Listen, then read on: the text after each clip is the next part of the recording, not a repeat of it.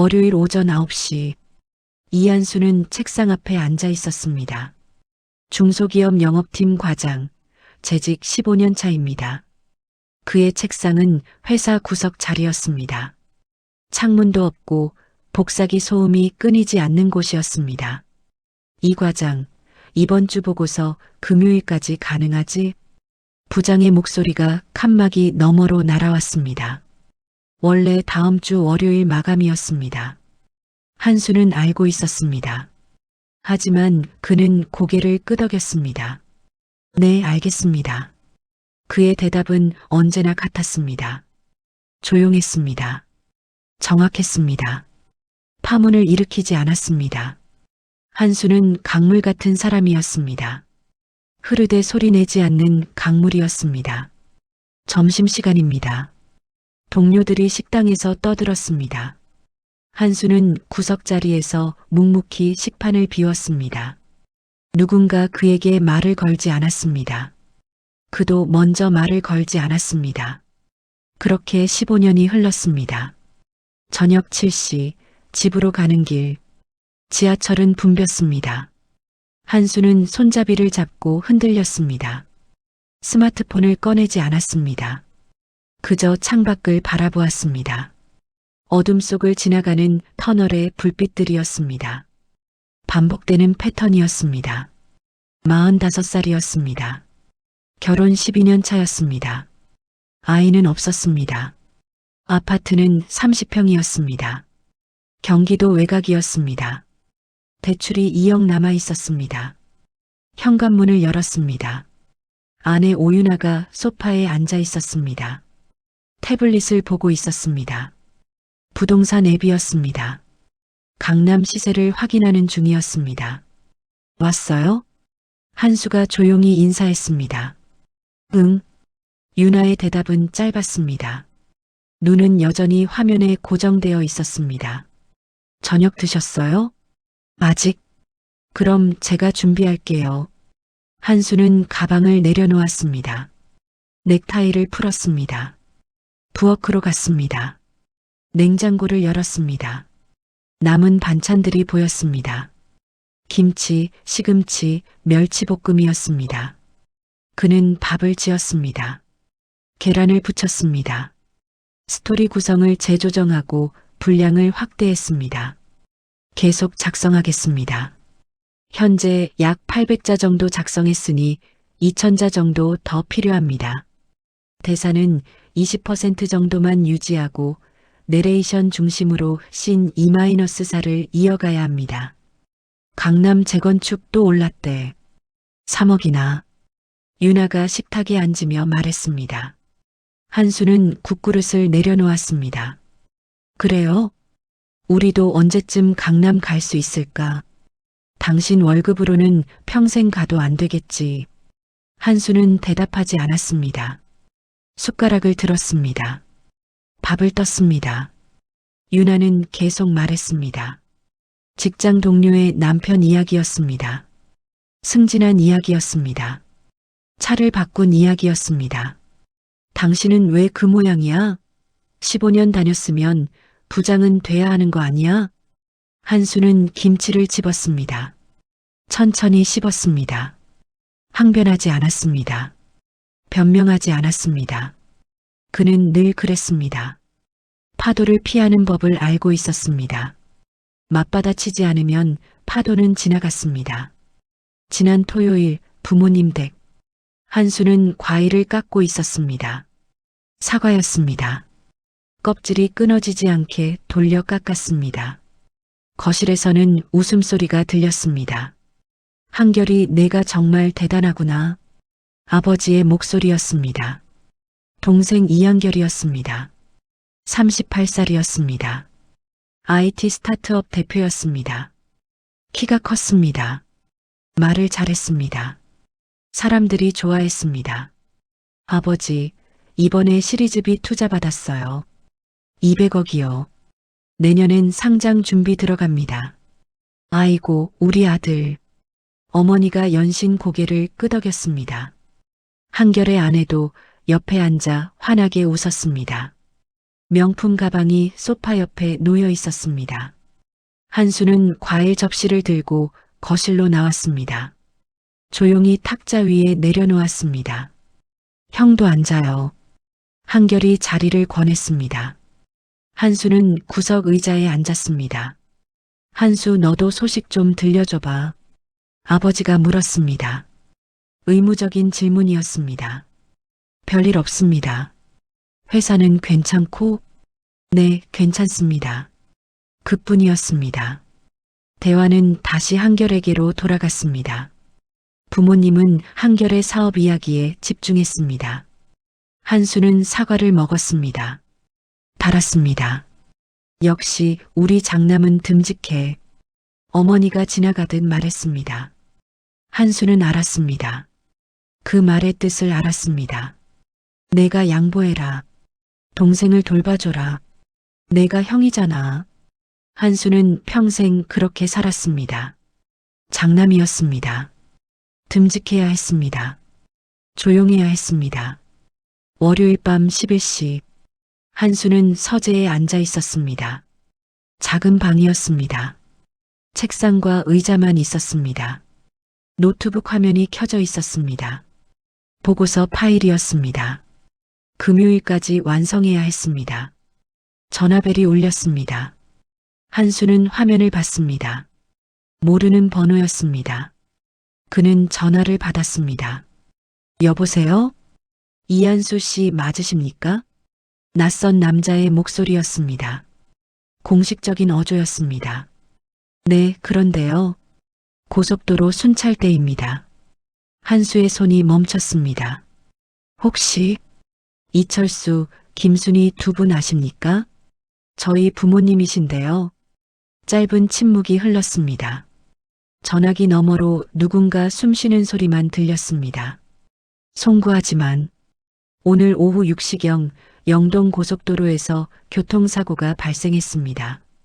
두 분 모두. 한수는 전화기를 귀에 대고 있었습니다. 남자는 계속 말했습니다. 한수는 듣고 있었습니다. 하지만 아무것도 들리지 않았습니다. 노트북 화면의 글자들이 흐려졌습니다. 시간이 멈춘 것 같았습니다. 지금 어디로 오시면 됩니다. 한수는 천천히 전화를 끊었습니다. 그는 의자에 앉아 있었습니다. 움직이지 않았습니다. 창밖은 어두웠습니다. 11월의 밤이었습니다. 차가웠습니다. 그는 생각했습니다. 토요일 부모님 댁에서 깎았던 사과를 생각했습니다.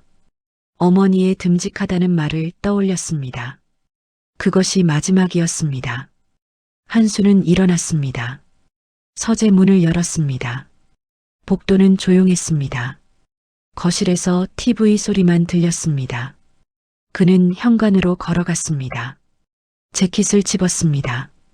차키를 들었습니다. 조용한 강물이 흐르고 있었습니다. 아무도 모르는 곳으로 흘러가고 있었습니다. 장례식장, 수요일. 한수는 상주복을 입고 있었습니다. 검은색 두루마기였습니다. 3일째였습니다. 그는 영정 앞에 앉아 있었습니다. 부모님의 사진이었습니다. 웃고 있는 얼굴이었습니다. 조문객들이 들어왔습니다. 한수는 일어나 절을 받았습니다. 허리를 숙였습니다. 다시 일어났습니다. 같은 동작을 반복했습니다. 100번도 넘게 반복했습니다. 고인의 명복을 빕니다. 삼가 조의를 표합니다. 한수는 고개를 숙였습니다. 말이 없었습니다. 감정도 드러내지 않았습니다.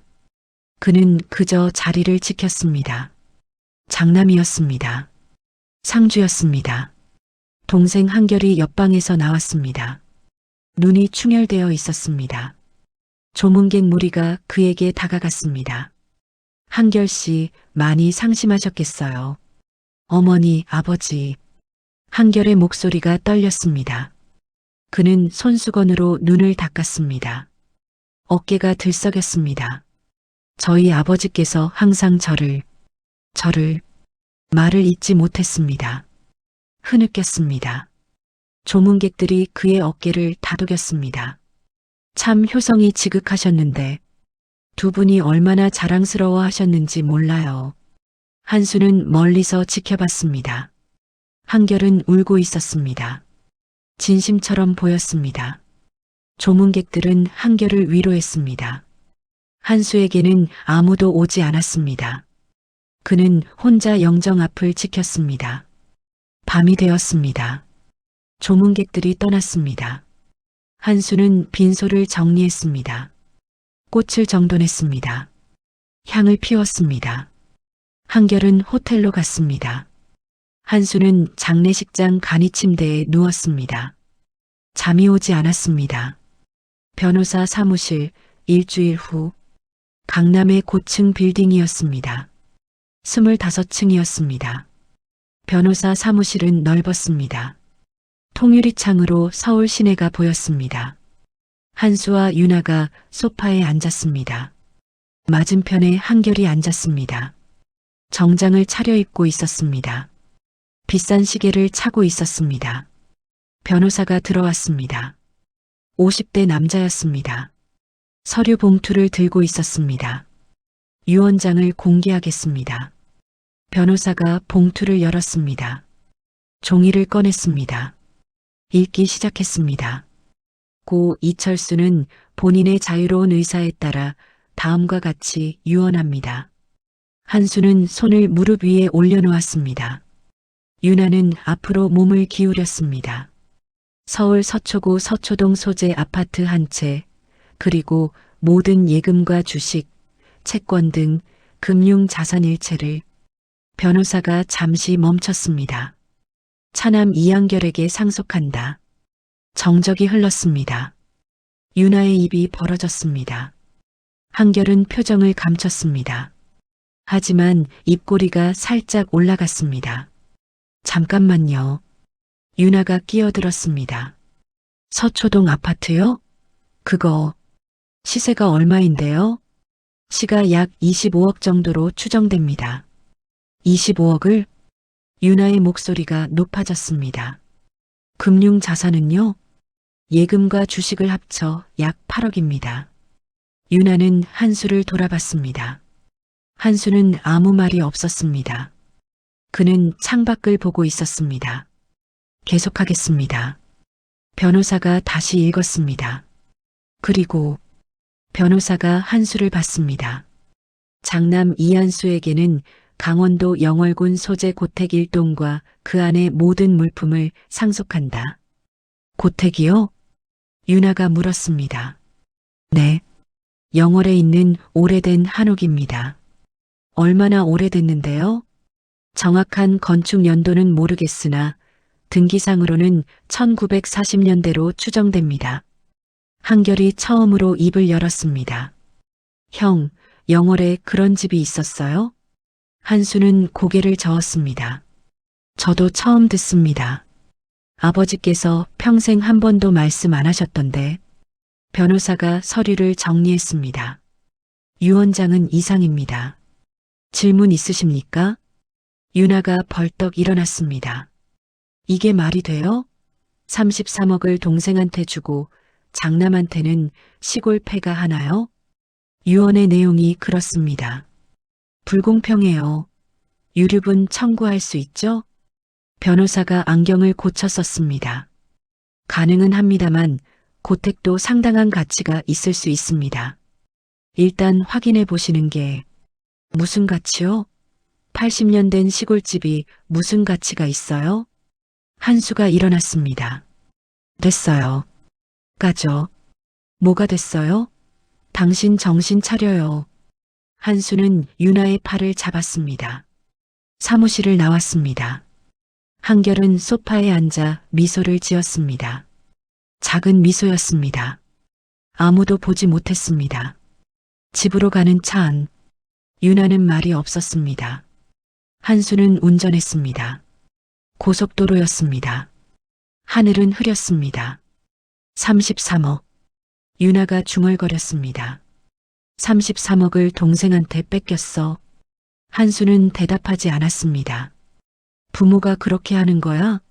장남은 개취급이야? 부모님 뜻이 그러셨으니까요. 뜻? 무슨 뜻? 한수 씨 평생 우습게 본 거지.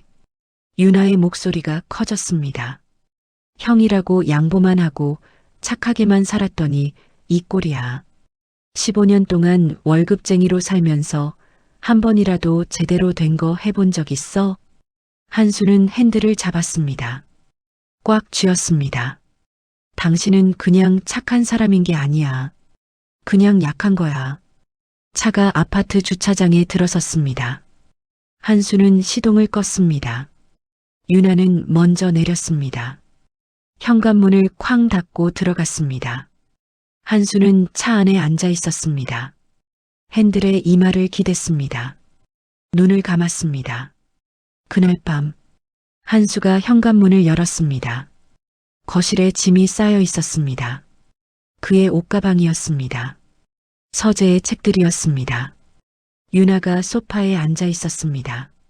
팔짱을 끼고 있었습니다. 뭐예요, 이게? 한수가 물었습니다. 나가요. 무슨 소리를? 못 들었어요? 나가라고요. 유나가 소리쳤습니다. 당신이랑은 못 살아. 12년 참았어요. 이제 끝이에요. 갑자기 왜 이러는 거예요?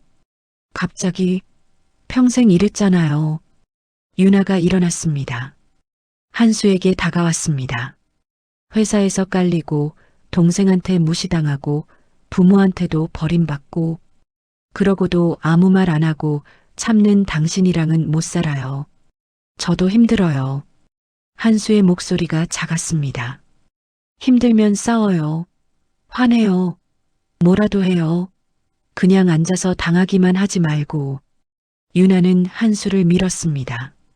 그 잘난 유산이나 받으러 가요. 영월이든 어디든 가서 패가나 지키고 살아요. 혼자? 한수는 유나를 봤습니다. 그녀의 눈에 눈물이 고여 있었습니다. 분노였습니다. 실망이었습니다. 경멸이었습니다. 한수는 가방을 들었습니다. 책 상자를 들었습니다. 2번 왕복했습니다. 차 트렁크에 실었습니다. 마지막으로 현관을 나섰습니다. 뒤를 돌아봤습니다. 유나는 보이지 않았습니다. 안방에 있었습니다. 문이 닫혀 있었습니다. 한수는 차에 올랐습니다. 시동을 걸었습니다. 아파트 단지를 빠져나갔습니다. 어디로 가야 할지 몰랐습니다. 12년 살던 집이었습니다. 이제 아니었습니다. 그는 차를 몰았습니다. 밤거리를 달렸습니다. 신호등에 멈췄습니다. 주머니에서 무언가 만져졌습니다. 변호사 사무실에서 받은 열쇠 꾸러미였습니다. 녹슨 열쇠들이었습니다. 영월 고택의 열쇠였습니다. 한수는 내비게이션을 켰습니다. 목적지를 검색했습니다. 강원도 영월군이라고 입력했습니다. 경로가 나타났습니다. 3시간 30분이었습니다. 그는 고개를 끄덕였습니다. 차를 출발시켰습니다. 고속도로 진입로로 향했습니다. 갈 곳이 생겼습니다. 원하지 않았던 곳이었습니다. 하지만 그곳밖에 없었습니다. 조용한 강물이 흘러가고 있었습니다. 어둠 속을 흘러가고 있었습니다. 어디로 가는지도 모른 채 흘러가고 있었습니다. 새벽 3시 영월로 가는 길. 한수는 고속도로를 달리고 있었습니다. 차는 많지 않았습니다. 가로등 불빛만 반복되었습니다. 라디오는 꺼져 있었습니다. 정적만 있었습니다. 내비게이션이 말했습니다. 1km 전방 영월 나들목입니다. 한수는 나들목으로 빠져나왔습니다. 국도였습니다. 가로등이 듬성듬성했습니다. 산이 보였습니다. 어둠 속에 검은 실루엣이었습니다. 마을 이정표가 지나갔습니다. 주천면 무릉리 글자가 희미했습니다. 목적지 주변입니다. 내비게이션이 끊겼습니다. 신호가 없었습니다. 한수는 차를 세웠습니다. 핸드폰을 들었습니다. 아무것도 뜨지 않았습니다. 인터넷이 연결되지 않았습니다. 변호사가 준 주소 메모지를 꺼냈습니다. 무릉리 산 47-3번지라고 적혀 있었습니다. 한수는 차를 천천히 몰았습니다. 비포장 산길이었습니다. 자갈이 타이어에 부딪혔습니다. 10분을 더 갔습니다. 나무 울타리가 보였습니다. 그 너머로 건물이 있었습니다. 한수는 차를 세웠습니다. 고택 앞. 한수는 차에서 내렸습니다. 차가운 공기가 얼굴을 때렸습니다. 11월 새벽이었습니다. 입김이 하얗게 나왔습니다. 손전등을 켰습니다. 불빛이 대문을 비췄습니다. 나무 대문이었습니다. 페인트가 벗겨져 있었습니다. 경첩이 녹슬어 있었습니다. 한수는 대문을 밀었습니다. 삐걱 소리가 났습니다. 문이 열렸습니다. 마당이 나타났습니다. 잡초가 무릎까지 자라 있었습니다. 돌계단이 보였습니다. 이끼가 끼어 있었습니다. 본체가 있었습니다. 기와집이었습니다. 지붕 여기저기 기와가 깨져 있었습니다. 벽은 흙벽이었습니다. 금이가 있었습니다. 이것이 유산이었습니다. 33억 대신 받은 것이었습니다. 한수는 현관으로 올라갔습니다. 열쇠를 꺼냈습니다. 여러 개가 달려 있었습니다. 하나씩 맞춰봤습니다. 세 번째 열쇠가 맞았습니다. 문이 열렸습니다. 첫날 밤, 안은 어두웠습니다. 손전등을 비췄습니다. 먼지가 공중에 떠 있었습니다. 마루가 보였습니다. 나무가 썩어 있었습니다. 한수는 안으로 들어갔습니다. 신발을 벗었습니다. 마루를 밟았습니다. 삐걱거렸습니다. 부서질 것 같았습니다. 방이 3개 있었습니다. 첫 번째 방을 열었습니다. 텅 비어 있었습니다. 창호지가 찢어진 문이 바람에 흔들렸습니다. 두 번째 방이었습니다. 이불이 있었습니다. 곰팡이 냄새가 났습니다. 만지지 않았습니다. 한수는 차로 돌아갔습니다. 트렁크를 열었습니다. 침낭을 꺼냈습니다. 생수통을 들었습니다. 다시 방으로 들어왔습니다. 침낭을 바닥에 깔았습니다. 누웠습니다. 천장을 봤습니다. 대들보가 보였습니다. 금이가 있었습니다. 바람소리가 들렸습니다. 어디선가 쥐우는 소리가 났습니다. 한수는 눈을 감았습니다. 정말 모든 게 끝났구나 생각했습니다. 15년 다닌 회사도 없었습니다. 12년 산 집도 없었습니다. 아내도 떠났습니다. 부모님도 돌아가셨습니다. 남은 건 폐가 하나였습니다. 한수는 잠들었습니다. 꿈을 꾸지 않았습니다. 다음 날 아침 해가 떴습니다. 한수는 일어났습니다. 몸이 뻐근했습니다. 창문으로 빛이 들어왔습니다. 먼지가 햇살에 반짝였습니다. 밖으로 나왔습니다. 마당을 둘러봤습니다. 낮에 보니 더 처참했습니다. 담장이 무너져 있었습니다. 우물이 있었습니다. 뚜껑이 깨져 있었습니다. 한수는 본체를 샅샅이 뒤졌습니다. 찬장을 열었습니다. 빈 그릇들이 있었습니다. 깨진 것들이었습니다. 장롱을 열었습니다. 좀먹은 옷가지들이 있었습니다. 부엌으로 갔습니다. 아궁이가 있었습니다. 재만 남아 있었습니다. 실ong 위에 항아리들이 있었습니다. 비어 있었습니다. 아무것도 없었습니다. 가치 있는 것은 하나도 없었습니다. 한수는 마루에 주저앉았습니다. 허탈했습니다. 유나의 말이 맞았습니다. 폐가 하나였습니다. 그것이 전부였습니다. 뒤채의 발견. 점심때가 지났습니다. 한수는 차에서 가져온 컵라면을 끓였습니다. 휴대용 버너를 사용했습니다. 후루룩 소리를 내며 먹었습니다. 맛이 없었습니다. 마당을 거닐었습니다. 갈 곳이 없었습니다. 할 일도 없었습니다. 그저 걸었습니다. 본체 뒤편이었습니다.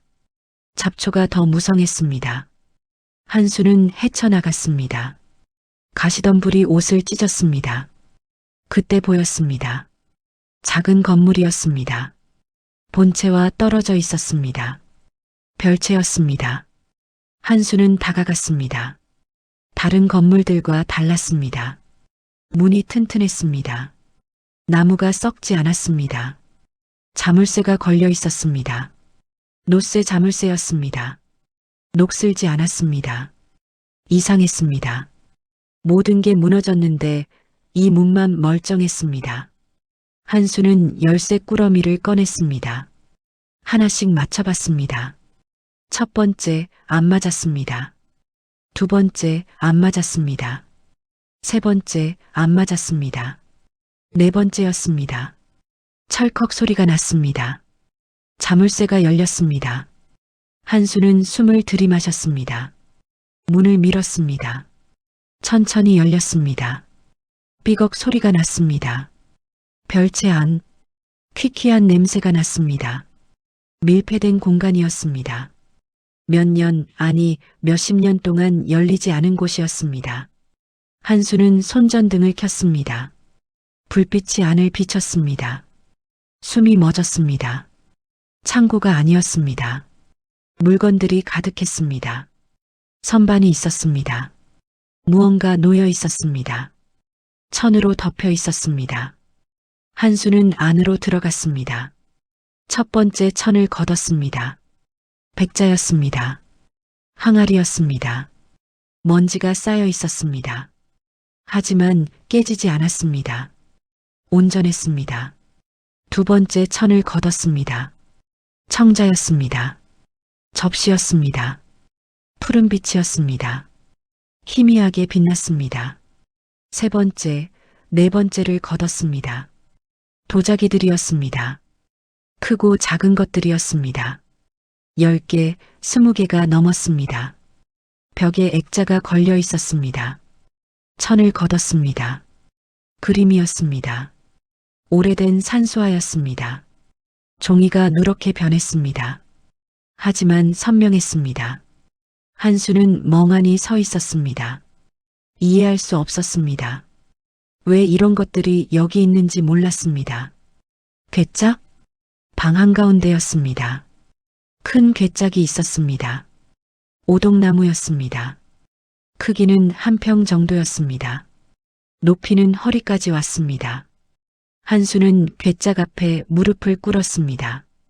뚜껑을 열려고 했습니다. 무거웠습니다. 힘을 줬습니다. 천천히 열렸습니다. 안에 또 천이 있었습니다. 비단이었습니다. 누런 빛이었습니다. 한수는 비단을 들어 올렸습니다. 책이 있었습니다. 오래된 책이었습니다. 가죽으로 묶여 있었습니다. 표지에 글자가 있었습니다. 붓글씨였습니다. 이씨 가문 서간 첩호. 한수는 책을 꺼냈습니다. 조심스럽게 펼쳤습니다. 한문이었습니다. 붓글씨였습니다. 읽기 어려웠습니다. 하지만 몇 글자는 알아볼 수 있었습니다. 아들에게, 후손에게, 잊지 말라. 한수의 손이 떨렸습니다. 이것은 일기장이었습니다. 아니, 유언이었습니다. 누군가 남긴 기록이었습니다. 괴짝 안에 더 있었습니다. 문서들이었습니다. 오래된 종이들이었습니다. 사진도 있었습니다. 흑백 사진이었습니다. 한복을 입은 사람들이었습니다. 한수는 하나하나 꺼냈습니다. 바닥에 펼쳤습니다. 퍼즐 조각 같았습니다. 의미를 알 수 없었습니다. 하지만 중요했습니다. 그것을 느낄 수 있었습니다. 밤, 한수는 본체로 돌아왔습니다. 서간첩을 가져왔습니다. 촛불을 켰습니다. 책을 펼쳤습니다. 천천히 읽었습니다. 한문이 많았습니다. 사전을 찾았습니다. 핸드폰 사전이었습니다. 신호가 약했습니다. 한 글자 찾는데 오래 걸렸습니다. 1시간이 지났습니다. 2시간이 지났습니다. 조금씩 이해했습니다. 이것은 할아버지의 기록이었습니다. 한수의 할아버지였습니다. 이름은 이규상이었습니다. 1920년생이었습니다. 아들아, 너는 이 집을 기억하지 못할 것이다. 내가 일부러 숨겼기 때문이다. 한수는 계속 읽었습니다. 우리 아버지, 내 증조부는 만주에서 독립운동을 도왔다. 자금을 대었다. 집안을 팔아서 대었다. 손이 떨렸습니다. 계속 읽었습니다. 해방 후 돌아왔다. 아무것도 남지 않았다. 하지만 이것들은 지켰다. 조상이 물려준 것들이다. 왕실에서 하사받은 것들이다. 한수는 숨을 멈췄습니다.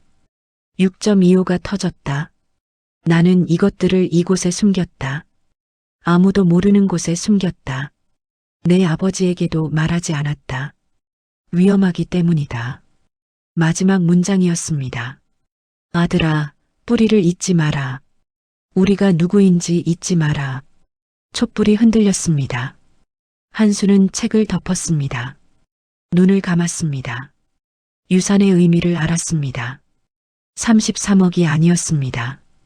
돈이 아니었습니다. 이것은 역사였습니다. 이것은 정체성이었습니다. 한수는 어둠 속에 앉아 있었습니다. 폐가가 아니었습니다. 이곳은 보물창고였습니다. 2주 후, 오후, 한수는 마당에서 잡초를 뽑고 있었습니다. 땀이 흘렀습니다. 11월이었지만 햇살이 따뜻했습니다. 그는 멈추지 않았습니다. 계속 일했습니다. 핸드폰이 울렸습니다. 김 교수였습니다. 대학 동기였습니다. 역사학 교수였습니다. 한수야, 내일 갈게. 꼭 봐야겠어. 사진을 보냈었습니다. 백자와 서간첩 사진이었습니다. 김 교수는 흥분했습니다. 알았어. 기다릴게. 한수는 전화를 끊었습니다. 다시 잡초를 뽑았습니다. 차 소리가 들렸습니다. 엔진 소리가 컸습니다. 고급차였습니다. 한수는 고개를 들었습니다. 검은색 외제차였습니다. 벤츠였습니다. 차가 멈췄습니다. 문이 열렸습니다. 한결이 내렸습니다. 형제의 재회.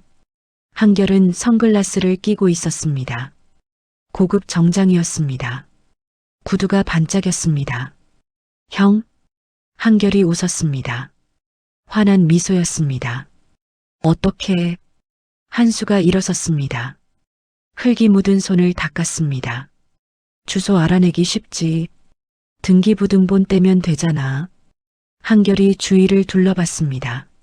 와, 진짜 폐가네. 형, 여기서 살고 있어? 일단 들어와. 한수는 본체로 안내했습니다. 한결이 마루에 올라섰습니다. 코를 찡그렸습니다. 곰팡이 냄새 장난 아니네. 차라도 줄까? 아니, 됐어. 금방 갈 거니까. 한결이 앉지 않았습니다. 서 있었습니다. 손을 주머니에 넣었습니다. 형, 소문 들었어. 무슨 소문? 여기 뭐 있다며? 골동품? 한수는 대답하지 않았습니다. 한결이 웃었습니다. 형, 우리 사이에 숨길 거 있어? 나 동생이잖아. 어떻게 알았어? 마을 사람들이 수다 떠는 거 들었지. 이 동네 인터넷 카페에 다 올라와 있더라고. 이시댁 장남이 뭔가 발견했다더라. 이런 거. 한결이 가까이 다가왔습니다. 보여줘. 뭐가 있는데? 그냥 옛날 물건들이야. 옛날 물건? 얼마나 오래된 건데? 한수는 입을 다물었습니다. 한결의 눈이 변했습니다. 웃음이 사라졌습니다. 형, 설마 혼자 다 먹으려고? 무슨 소리야? 33억 뺏긴 거 억울하지? 이거라도 챙기려고? 한결의 목소리가 차가워졌습니다. 이건 그런 게 아니야. 그럼 뭔데? 형, 나 바보 아니야. 귀한 거 있으면 팔아야지. 우리 둘이 나눠. 안 돼. 한수가 단호하게 말했습니다. 한결이 비웃었습니다. 왜? 형 거야? 유언장에 고택과 그 안의 모든 물품이라고 써 있었지. 근데 그 물품들이 뭔지는 명시 안 됐어. 즉, 공동상속 재산이야. 법적으로. 법, 형이 법 이야기해? 좋아. 그럼 변호사 만나자. 법대로 하자. 한결이 핸드폰을 꺼냈습니다. 사진을 보여줬습니다. 법률사무소 명함이었습니다. 이미 상담받았어. 승산 이때. 유류분 청구하면 최소 30%는 내 거야. 별채로. 한수는 아무 말이 없었습니다. 한결이 밖으로 나갔습니다. 마당을 가로질렀습니다. 어디 있어? 별채? 거기 가지 마. 한수가 따라갔습니다. 한결은 이미 별채 앞에 서 있었습니다. 자물쇠가 열려 있네? 한결이 문을 열었습니다. 안으로 들어갔습니다. 한수가 뒤따라 들어갔습니다. 와. 한결이 숨을 들이켰습니다. 눈이 커졌습니다. 도자기들이 보였습니다. 그림들이 보였습니다. 미쳤다. 이게 다 뭐야? 한결이 백자를 만졌습니다. 한수가 그의 손을 쳤습니다. 손대지 마. 왜? 내 거이기도 한데? 한결이 웃었습니다. 흥분한 웃음이었습니다. 탐욕스러운 눈이었습니다. 이거 팔면 얼마야? 수십억? 백억? 이건 파는 게 아니야. 왜 안 팔아? 형, 정신 차려. 이거 팔면 우리 평생 놀고 먹어. 이건 우리 가문이. 가문? 무슨 조선시대 양반이야? 한결이 비웃었습니다. 형, 21세기야. 가문이 뭐가 중요해? 돈이 중요하지. 넌 이해 못해. 뭘 이해해? 형이 고생하는 거, 회사에서 갈리는 거, 형수한테 쫓겨난 거. 한수의 얼굴이 굳었습니다. 한결이 계속 말했습니다. 나는 이해해, 형. 형 인생 불쌍해. 평생 양보만 하고 살았잖아. 이제라도 챙겨. 이거 팔아서 다시 시작해. 난 안 팔아. 형? 한결이 소리쳤습니다. 이기적인 거 아니야? 나도 이 집안 자식이야. 나도 권리 있어. 넌 33억 받았잖아. 한수도 소리쳤습니다. 처음이었습니다. 한수가 소리치는 것은 처음이었습니다. 그게 뭐 어때? 여기 있는 거 팔면 그것보다 많을지도 몰라. 이건 돈이 아니야. 한수의 목소리가 떨렸습니다. 그럼 뭔데? 이건 할아버지가 목숨 걸고 지킨 거야. 증조부가 독립운동하면서 지킨 거야. 우리 뿌리야. 뿌리? 한결이 헛웃음을 쳤습니다. 형, 그런 게 배 불러줘? 밥 사줘? 형수 돌아와줘? 침묵이었습니다. 한결이 한수를 똑바로 봤습니다. 형, 마지막으로 말해. 팔아서 나눠. 그럼 내가 서초동 아파트 절반 줄게. 어때? 싫어. 정말? 이건 내가 지킬 거야. 한결의 표정이 차갑게 식었습니다. 미소가 사라졌습니다. 좋아. 형 뜻대로 해. 한결이 돌아섰습니다. 밖으로 나갔습니다. 차에 올랐습니다. 창문을 내렸습니다. 법정에서 보자, 형. 차가 출발했습니다. 먼지가 일었습니다. 한수는 서 있었습니다. 손이 떨렸습니다. 그날 밤 한수는 서간첩을 펼쳤습니다. 촛불을 켰습니다. 할아버지의 글을 다시 읽었습니다. 아들아, 이것을 지키는 것은 쉽지 않을 것이다. 세상은 돈을 원한다. 하지만 어떤 것은 돈보다 중요하다. 한수는 눈을 감았습니다. 할아버지의 목소리가 들리는 것 같았습니다. 핸드폰이 울렸습니다. 모르는 번호였습니다. 받았습니다. 이한수 씨죠? 네. 법무법인 정도입니다. 이한결 씨를 대리하고 있습니다. 한수는 숨을 들이켰습니다. 유산분할 청구 소송을 제기할 예정입니다. 소장은 일주일 내로 받으실 겁니다. 합의하실 의향 있으시면 연락 주십시오. 전화가 끊겼습니다. 한수는 핸드폰을 내려놓았습니다. 손이 떨렸습니다. 싸움이 시작되었습니다. 한수는 평생 싸워본 적이 없었습니다. 하지만 이번은 달랐습니다. 이번은 물러설 수 없었습니다. 김 교수의 방문. 다음 날 아침이었습니다. 차 한 대가 도착했습니다. 낡은 소나타였습니다. 김 교수였습니다. 한수야. 김 교수가 뛰어내렸습니다. 안경을 쓴 50대 남자였습니다. 머리가 반백이었습니다. 어서 와. 어디 있어? 사진으로 본 것들. 한수는 별채로 안내했습니다. 김 교수가 들어갔습니다. 그리고 멈췄습니다. 세상에. 김 교수가 떨리는 손으로 백자를 만졌습니다. 청자를 들어 올렸습니다. 빛에 비춰봤습니다. 한수야, 이건. 목소리가 떨렸습니다. 이건 조선 후기 백자야. 그것도 왕실용이야. 이 문양 봐. 이건 왕실 아니면 쓸 수 없는 거야. 김 교수가 그림을 봤습니다.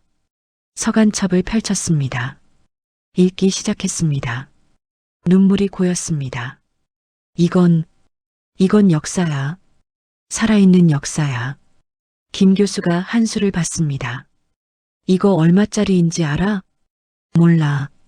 수백억이야. 아니, 값을 매길 수가 없어. 국보급이야. 이건 내 가문의 역사이자 우리나라 역사야. 김 교수가 한수의 어깨를 잡았습니다. 한수야, 이건 절대 팔면 안 돼. 박물관에 기증하거나 문화재로 등록해야 해. 나도 그럴 생각이야. 잘 생각했어. 김 교수가 미소 지었습니다. 그리고 진지해졌습니다. 근데 한수야, 싸움 준비해야 할 거야. 무슨? 이런 거 발견되면 다들 달려들어. 가족도, 고미술상도, 심지어 정부도. 한수는 고개를 끄덕였습니다. 동생이 소송 걸었어. 예상했어. 버텨야 해. 내가 도울게. 증인으로 서줄게. 고마워. 한수는 처음으로 웃었습니다. 혼자가 아니었습니다. 편이 생겼습니다. 바람이 불었습니다. 낙엽이 떨어졌습니다. 겨울이 오고 있었습니다. 긴 싸움이 시작되었습니다. 법원 계단 앞 이제 우리 오후 형제도 4시 끝이야. 한결의 검은 외제차가 시야에서 사라졌습니다. 이제 우리 형제도 끝이야. 이제 우리 형제도 그 말이 가을 바람에 흩어졌습니다. 한수는 계단에 서 있었습니다. 승소 판결문을 들고 있었습니다. 종이가 바람에 떨렸습니다. 손이 무거웠습니다. 가슴속이 텅 비어 있었습니다. 주변 사람들이 그를 지나쳤습니다. 누군가 축하한다고 말했습니다. 한수는 고개를 끄덕였습니다. 입이 움직이지 않았습니다. 이긴 것일까요? 잃은 것일까요? 그는 알 수 없었습니다. 영월로 가는 국도, 저녁 7시. 낡은 차가 어둠 속을 달렸습니다. 헤드라이트가 좁은 길을 비췄습니다. 산등성이가 검은 그림자였습니다. 가로등이 없었습니다. 마을도 없었습니다. 한수는 핸들을 잡고 있었습니다. 라디오를 켜지 않았습니다. 침묵 속을 운전했습니다. 부모님은 떠났습니다. 동생과는 끝났습니다. 아내는 등을 돌렸습니다. 그는 혼자였습니다. 법적으로는 승리했습니다. 인간적으로는 모든 것을 잃었습니다. 이상한 공허함이었습니다. 고택, 밤 11시. 보름달이 마당을 밝히고 있었습니다. 한수는 차에서 내렸습니다. 발소리가 자갈을 밟았습니다. 별채로 걸어갔습니다. 문을 열었습니다. 촛불을 켰습니다. 유물들이 어둠 속에서 드러났습니다. 달빛이 백자의 곡선을 타고 흘렀습니다. 증조부가 만주에서 목숨 걸고 지킨 독립의 꿈이었습니다. 할아버지가 전쟁 속에서 몸으로 막아낸 가문의 정신이었습니다. 아버지가 평생 침묵으로 보호한 뿌리였습니다. 한수는 그제야 깨달았습니다. 자신이 지킨 것은 물건이 아니었습니다. 이름이었습니다. 자기 자신의 이름이었습니다. 다음 날 새벽 5시 30분, 한수는 작업복으로 갈아입었습니다. 마당으로 나갔습니다. 이슬이 풀잎에 맺혀 있었습니다. 공기가 차가웠습니다. 허리까지 자란 잡초를 뽑기 시작했습니다. 손에 흙이 묻었습니다. 이마에 땀이 맺혔습니다. 생각하지 않으려 했습니다. 그저 몸을 움직였습니다. 풀을 뽑았습니다. 돌을 치웠습니다. 썩은 나무를 갈랐습니다. 기계적으로 반복했습니다. 땀을 흘릴수록 이상한 일이 일어났습니다. 가슴속 응어리가 조금씩 풀렸습니다.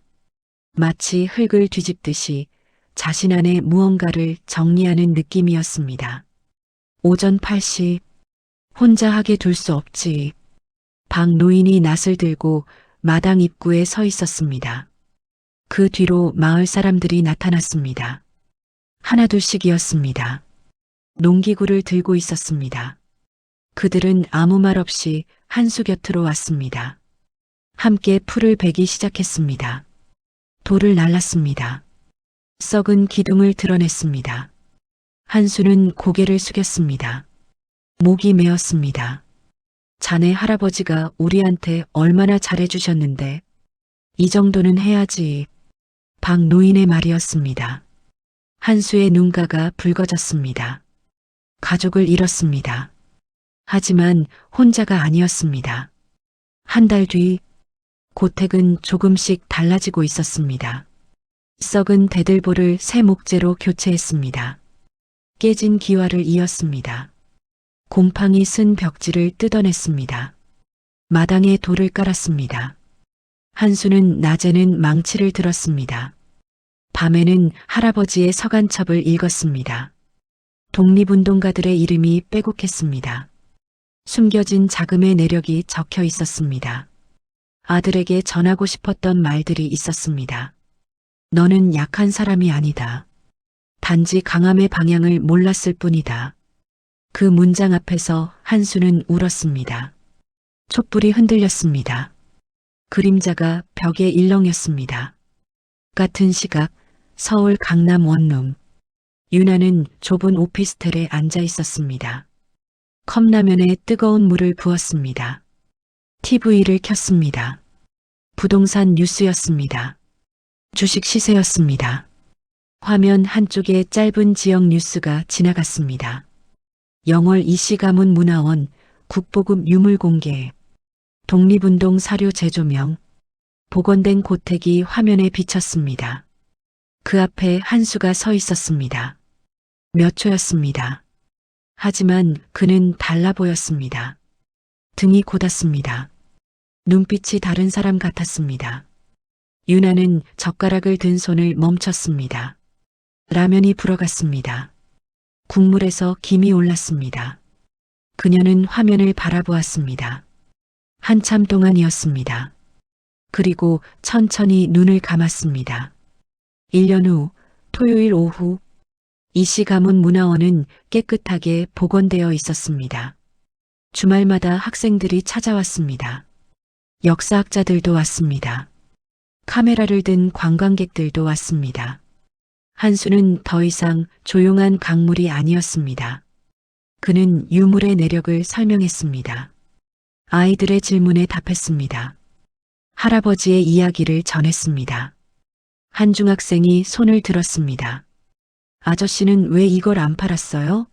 뉴스에서 엄청 비싸다고 했는데요. 한수는 잠시 생각했습니다. 창밖을 보았습니다. 마당에 핀 들국화가 바람에 흔들리고 있었습니다. 이건 파는 게 아니란다. 지키는 거지. 학생이 고개를 갸우뚱했습니다. 한수가 미소 지었습니다. 언젠가 내가 커서 알게 될 거야. 돈보다 소중한 게 있다는 걸. 그날 저녁 별채. 한수는 혼자 앉아 있었습니다. 할아버지의 서간첩 옆에 자신의 일기장을 놓았습니다. 나란이었습니다. 펜을 들었습니다.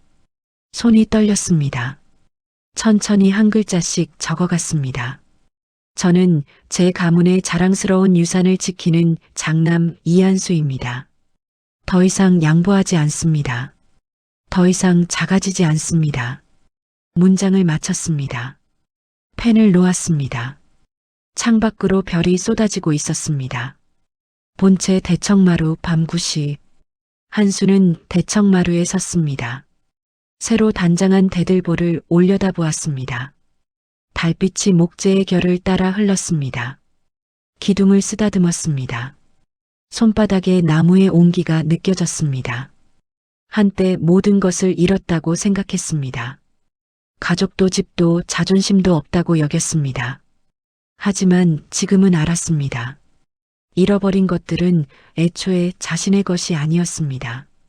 진짜 자신의 것은 단 한 번도 사라진 적이 없었습니다. 핏줄이 아니라 정신이었습니다. 재산이 아니라 이름이었습니다. 타인의 인정이 아니라 자기 자신과의 약속이었습니다. 한수는 평온하게 미소 지었습니다. 서울의 아파트가 필요 없었습니다. 동생의 인정이 필요 없었습니다. 아내의 사랑도 필요 없었습니다. 이제 이 고택이 있었습니다. 이 유물들이 있었습니다. 무엇보다 자신의 이름이 있었습니다. 바람이 마루를 스쳤습니다. 처마 끝 풍경이 맑게 울렸습니다. 어디선가 할아버지의 목소리가 들리는 것 같았습니다. 잘했다, 한수야. 한수는 고개를 끄덕였습니다. 별이 가득한 밤하늘을 올려다보았습니다. 처음으로 느꼈습니다. 자신이 진짜 자유로워졌다는 것을요. 어둠이 내려도 두렵지 않았습니다.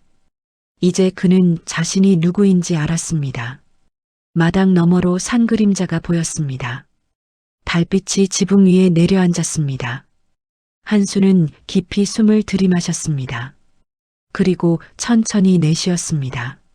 세상은 조용했습니다. 하지만 그의 안은 고요했습니다. 조용함과 고요함은 다른 것이었습니다. 그는 이제 고요한 사람이었습니다.